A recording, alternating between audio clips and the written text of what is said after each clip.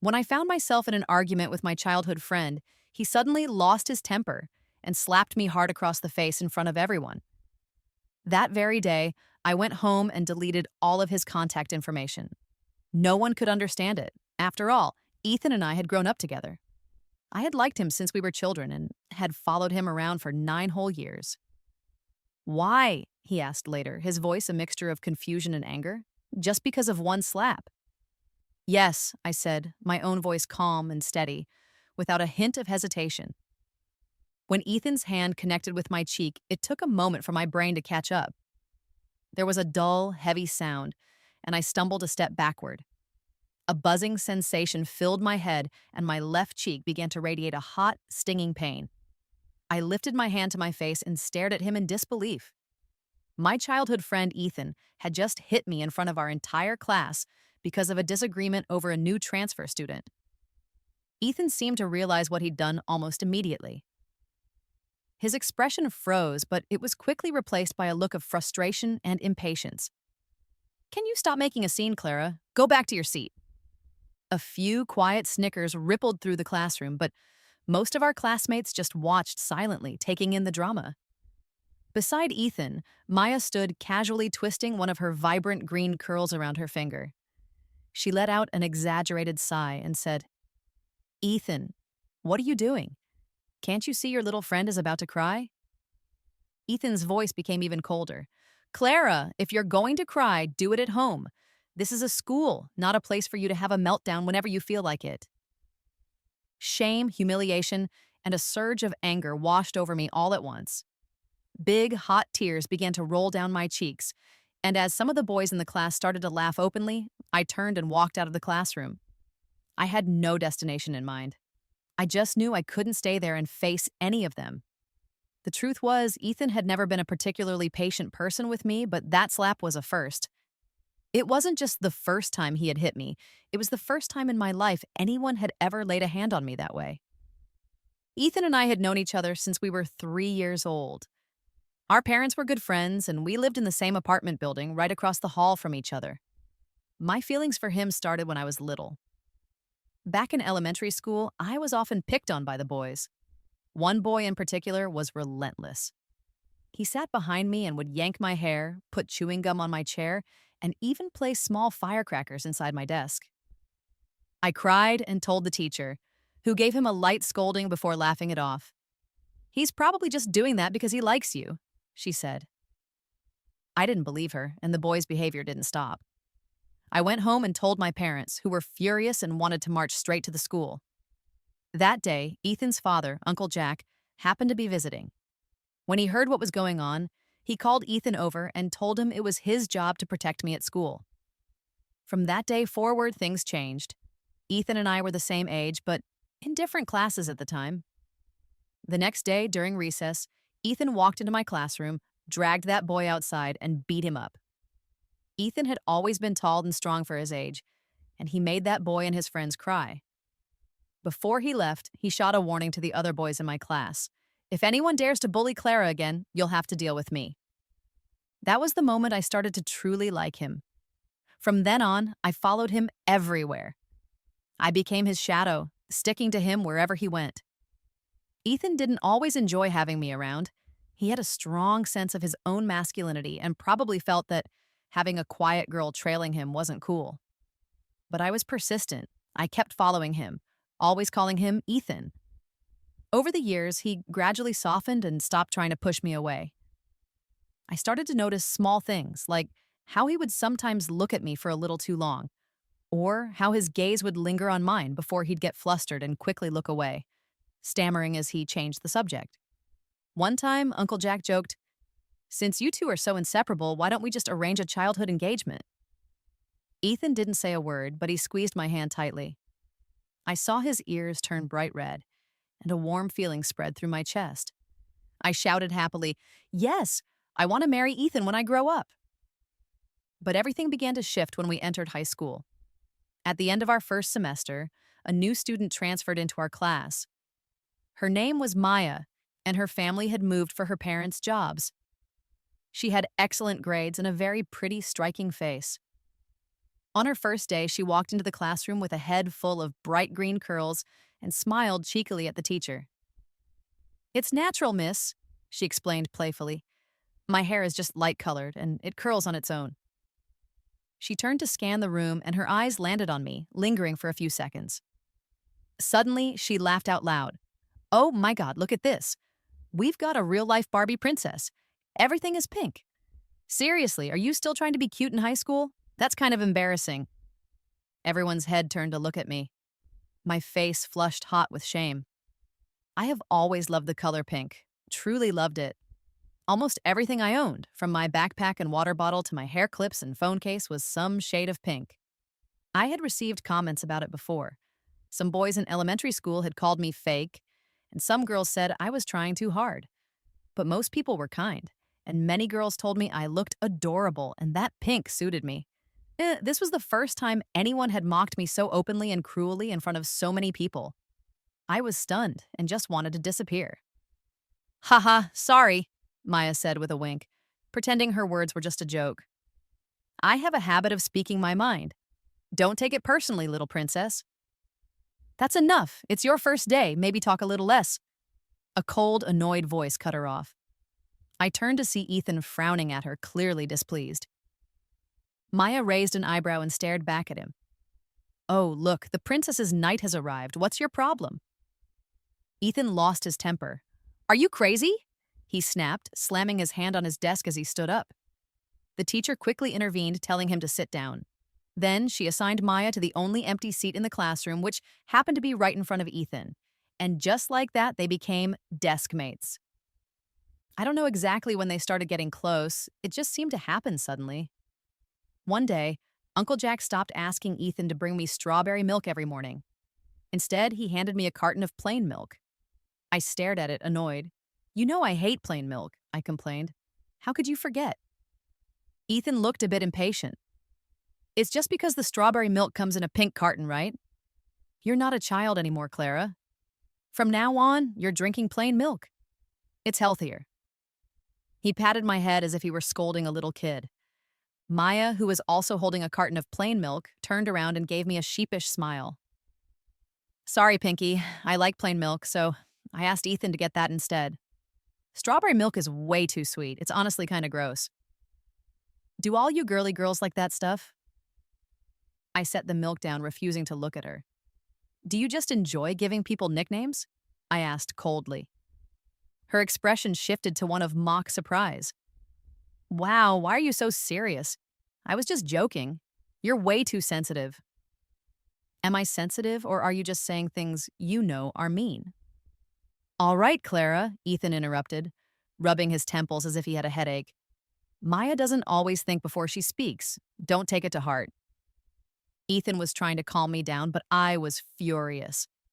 My eyes were red with anger.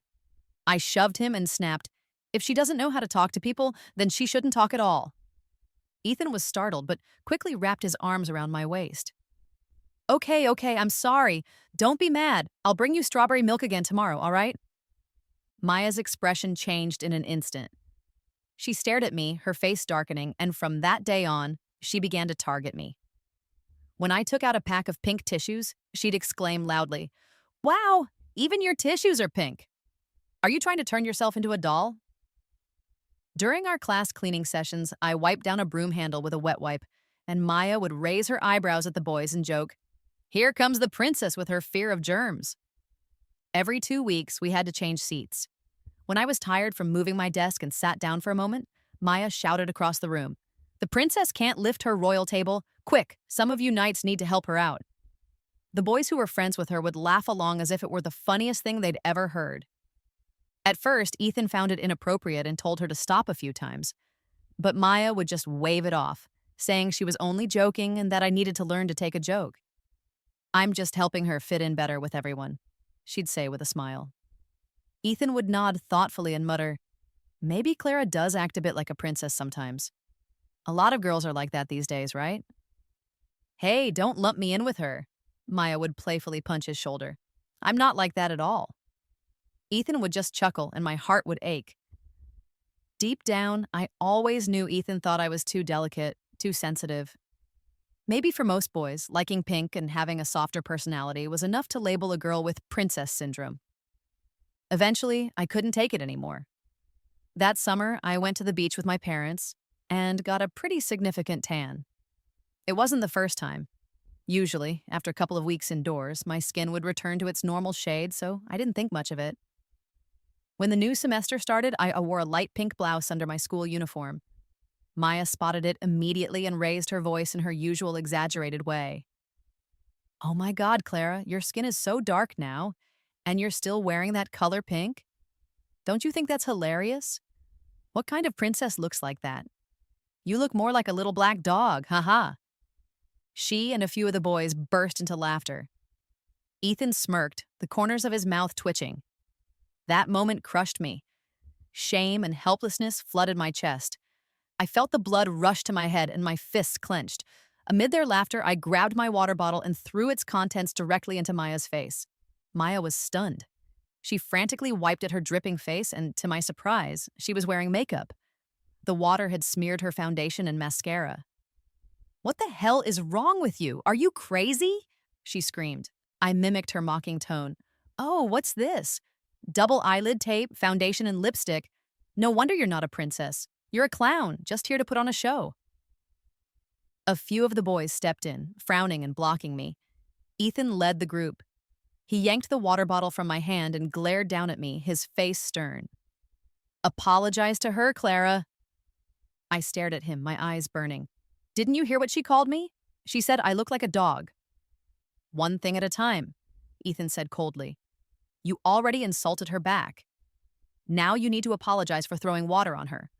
Own up when you do something wrong. Be good, don't throw a tantrum."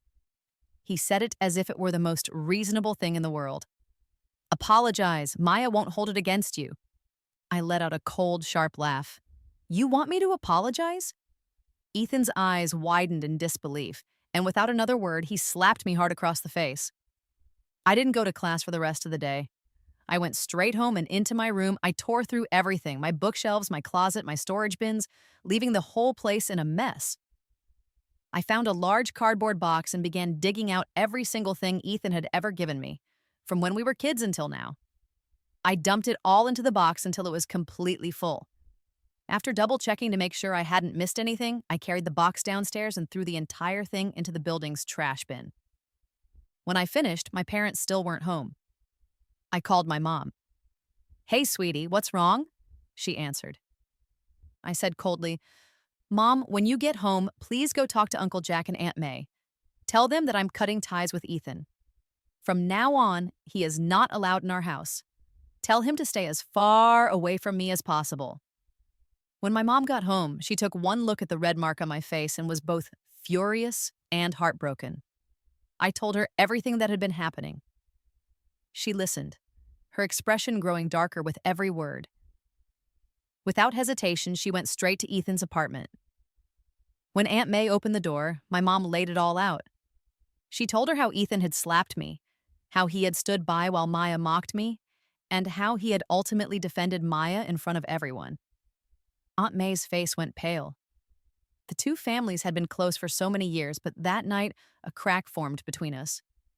Yet my mom didn't blame me. She looked at me gently and said, "Clara, you must never let anyone bully you. No matter what you decide, your dad and I will always support you." All the frustration and sadness I had been holding in finally broke free. My nose tingled, and I threw myself into her arms, crying. That night, Ethan must have found the box of things I'd thrown away. He came back furious and pounded on my door. "Clara, come out! We need to talk." I opened it to see his face, cold and stiff with anger. "Why did you throw away everything I gave you?" "What does it have to do with you?" I stared at him, my expression blank. The mark from the slap was still visible on my face. He hadn't held back. The outline of his fingers was still there, and instead of fading, it seemed to have gotten worse. Ethan's expression shifted as he stared at the bruise. How did it get that bad?" he murmured. He reached out to touch my cheek, but I stepped back, my face emotionless. I rarely got hurt, and when I did, I used to run to Ethan for comfort. It wasn't that I feared pain. I just liked playing the part of the girl who needed him. He, in turn, despite calling me fragile, seemed to enjoy being needed. Not anymore. He had never seen me so distant. For a moment, he seemed unable to process it. I didn't mean it, he said. Clara, I just got mad because of what you said. I lost control. I cut him off. Since you're here, let's make this clear. Starting today, we're strangers. From now on, use my full name. If you see me at school, don't talk to me. And don't ever show up at my house again. As soon as I finished, I moved to close the door. Ethan grabbed my wrist, his eyes locked on mine. His face shifted from guilt to anger, then to confusion. Seriously? Just because I slapped you, you're cutting me off like this? He said, trying to keep his voice steady. Fine, I'll apologize. He paused. Don't you think you're being too extreme? What if you regret this later? I won't. Why? He asked, gritting his teeth. Because of that one slap? You're really doing this over one slap? Yes, I said with unwavering certainty. Fine. If that's what you want, then so be it. Ethan snapped, furious. He turned and slammed the door behind him. The next day, Ethan and Maya made a public announcement in class. They were officially dating. I wasn't surprised. The signs had all been there. When Maya first arrived, she quickly became popular with the boys due to her outgoing personality, but she rarely spoke to the girls. Ugh, I only like hanging out with boys. It's just easier, she'd often say. Girls are always so calculating and dramatic. I can't deal with it. Because of statements like that, most of the girls in our class kept their distance from her. I remember my mom's advice when I vented to her about it once. Sweetie, she said gently, when you run into someone like that, the best thing to do is ignore them. Don't let them affect you and don't get too close. Ethan had overheard that conversation and his face had turned cold. He disliked hearing people talk about others behind their backs. Uncle, Auntie, he had said seriously, I don't think it's very nice to talk about people like that. My parents and I had fallen into an awkward silence. At some point, he and Maya had developed a close friendship. She was good at English and often helped him with his homework, a role I used to fill. She also played basketball and got along well with his friends. It was only natural they grew closer. Ethan's opinion of her had clearly changed. The girl who mocked me became, in his eyes, someone cheerful and passionate, just a bit too outspoken. And Ethan, who used to stick by my side, quickly adapted to Maya's constant presence. They passed notes in class, and after school she'd ride on the back of his bike, laughing brightly. I often watched them with a sinking feeling, but I told myself they were just friends. I believed Ethan liked me. I was just being delusional. I'm actually dating Ethan now, Maya announced cheerfully in class, sitting on his lap. Not like some people who use the childhood friend card to cling to him. Then she glanced sideways and added, Oh, by the way, I know some girls like to run to the teacher and tattle. I hope certain classmates won't report us for dating. That would be really pathetic. Ethan said nothing. Some classmates congratulated them. Others glanced at me. Everyone knew Ethan and I had grown up together, and everyone knew I liked him. My deskmate looked at me with concern, but I just kept my head down, pretending to read my book. The atmosphere was suddenly very awkward. Ethan let out a cold snort and looked away. After that, they were inseparable. During breaks, Maya would pull off her hair tie and toss it onto Ethan's wrist. At lunch, she'd steal food from his tray, and he'd just look at her with a helpless expression. After 10 years of knowing him, it felt strange at first, but I got used to it. Just when I thought we had nothing left to do with each other, Ethan stopped me at the school gate one evening. Clara, he said, his voice low and his expression conflicted. Maya had called in sick that day. What did you say to her? He asked bluntly. I paused. What could I have possibly said? I've never spoken to her on my own. You know, I'm not the chatty type, especially with her. So tell me, what would I have said? He didn't believe me. I took her home last night and she was fine. Today she called in sick, and when I asked why, she just cried and said she was sorry for hurting you. So tell me the truth. What did you say to her? Did you hit her? You're out of your mind. I had no patience for this and tried to walk past him, but he yanked my wrist, his grip tight. Clara, I know you're upset that we're dating, but you didn't have to go this far. It was you who said we should act like strangers. If you're jealous now, he cut himself off, then his tone softened. If you just apologize, we can pretend none of this ever happened. Things can go back to the way they were. I'd had enough. Are you insane? I snapped. Let go. Who do you think you are? I already told you. I didn't do anything. You two can date all you want. Just stay out of my life. His face turned stormy, but his grip didn't loosen. Just as I was about to struggle, a hand pressed down on Ethan's arm. Hey, a calm voice said. Is this how you treat girls now? I turned and saw a boy in our school uniform. It took me a second to recognize him. It was Leo, a senior. We had both been on the school's math competition team once, though we hadn't really talked. He had one of those faces that was hard to forget. He caught my confused look and gave me a small, playful wink before tightening his grip on Ethan's arm. I took the opportunity to pull away and walked off without looking back. On Wednesday during PE, I felt a little off, but joined the class for laps anyway. As I was running, my vision suddenly went black. My limbs felt weak and numb. I realized my low blood sugar was acting up, but it was too late. My legs gave out and I collapsed onto the track. There were gasps and footsteps rushed toward me. A strong arm wrapped around my shoulder and pulled me up. It was Ethan. You're having a low blood sugar episode, he said, already scolding me. Did you skip meals again? Why would you go running like this? Can't you take care of yourself? He kept rambling, and I was already annoyed from the fall. I struggled to free my arm. Don't touch me. I can walk by myself. Is now really the time for an attitude? He growled. I'll just walk you to the nurse's office and leave. Will that satisfy you? I let out a fed-up laugh. Is low blood sugar a terminal illness now? I just need to sit for a minute. Do I need you to escort me? He clenched his teeth. Why do you have to be so ungrateful? I stared at him calmly. If that's how you see it, then there's nothing I can do. He threw my arm off and stormed away. The nurse's office was mostly empty except for one student sitting on a bed. It was Leo. His eyes lit up when he saw me. Hey, Clara, what a coincidence. I gave him a small nod, but then I noticed he was hurt far worse than I was. His knee was wrapped in the thick gauze soaked with blood. He caught me staring and scratched his head awkwardly. Ah, yeah, the court had a loose patch. I fell during a game. It's just a scrape.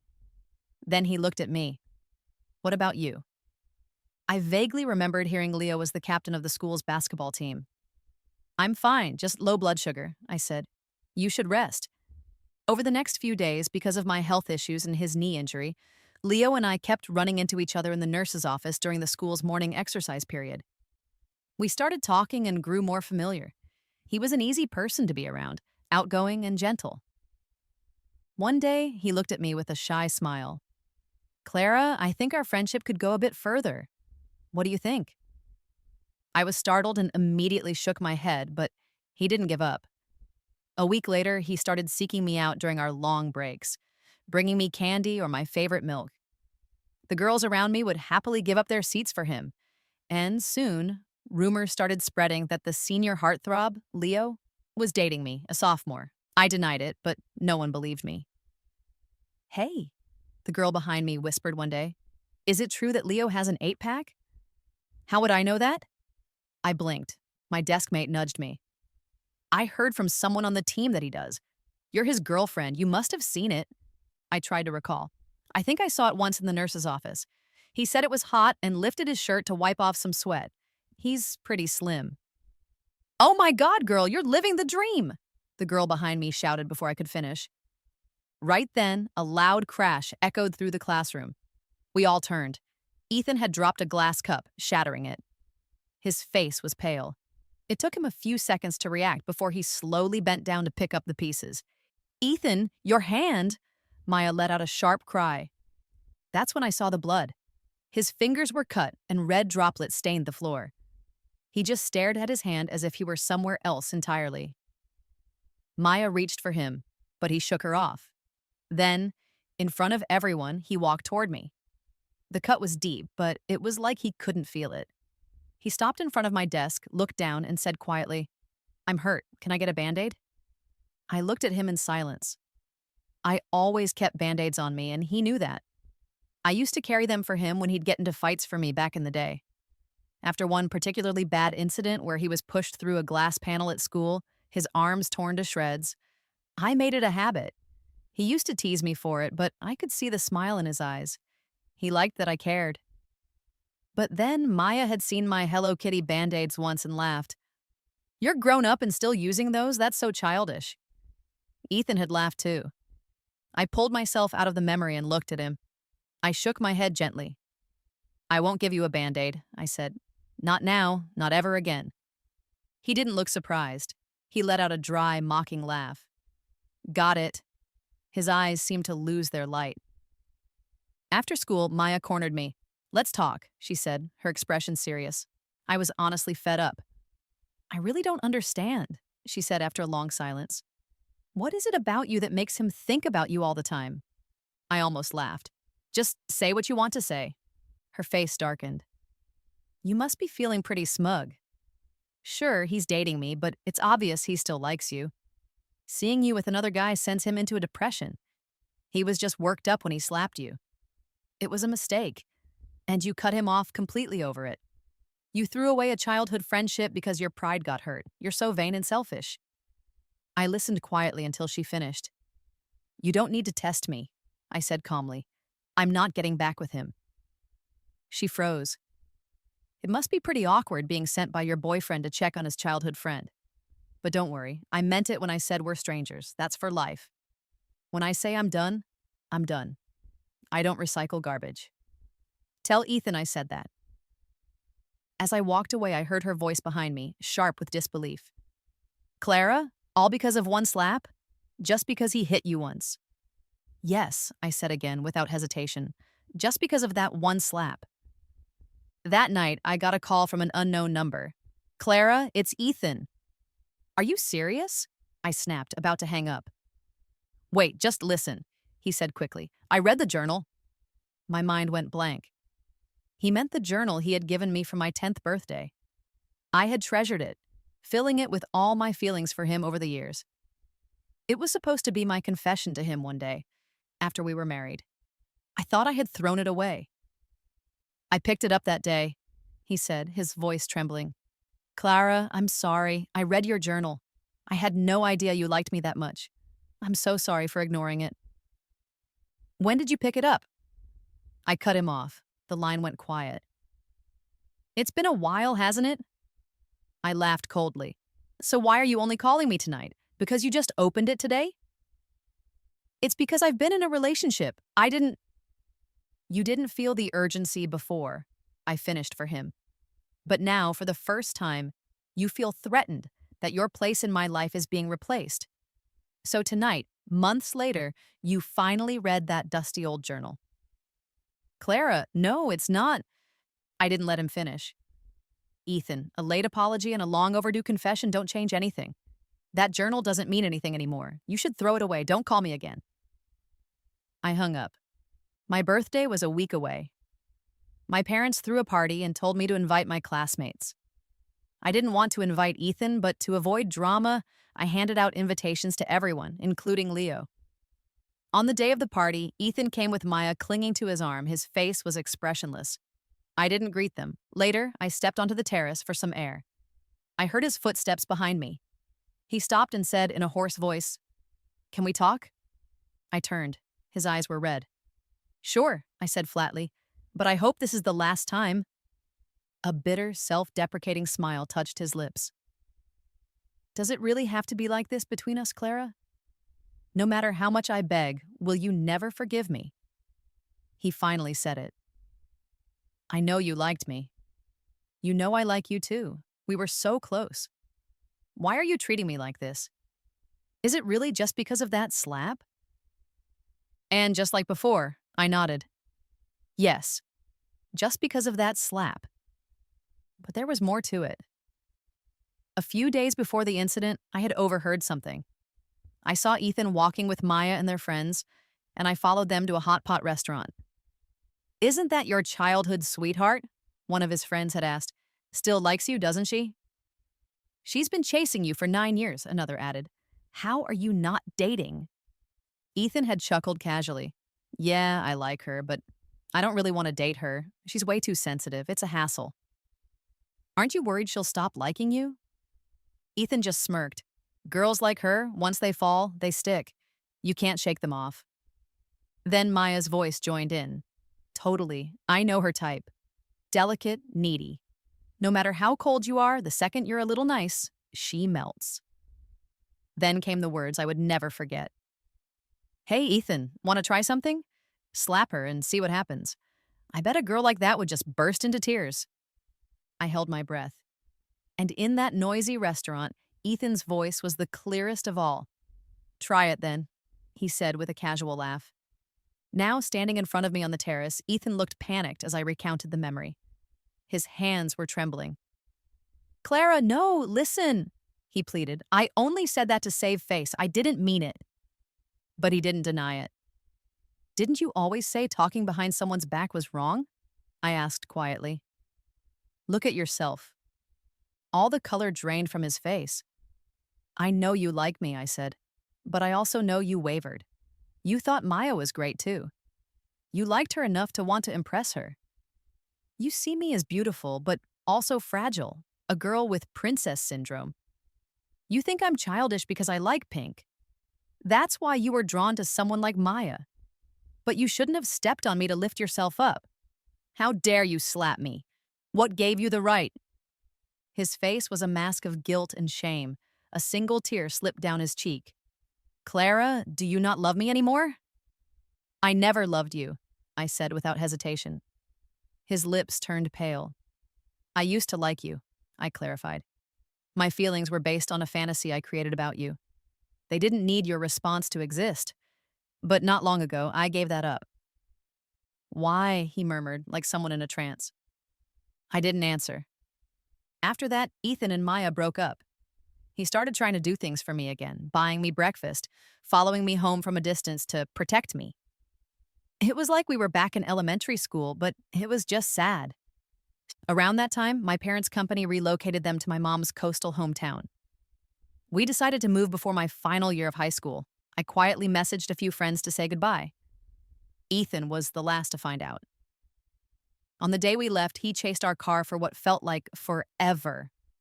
I sat in the front seat watching him in the rearview mirror, running with everything he had, his face pale and streaked with tears. The wind carried away his cries as he grew smaller and smaller, until he was just a blurry dot in the distance. Afterward, I'd hear things about him from old classmates. Some said he fell into a depression.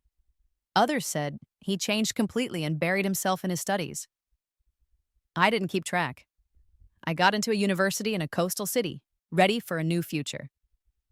Coincidentally, Leo ended up at the same school and began pursuing me again.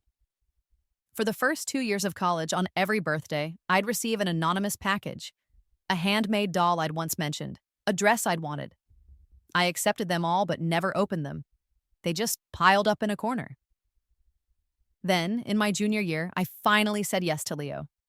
At his insistence, I posted a photo of us together online. After that, the anonymous gifts stopped, and that was fine. It was long overdue. That part of my life was finally over.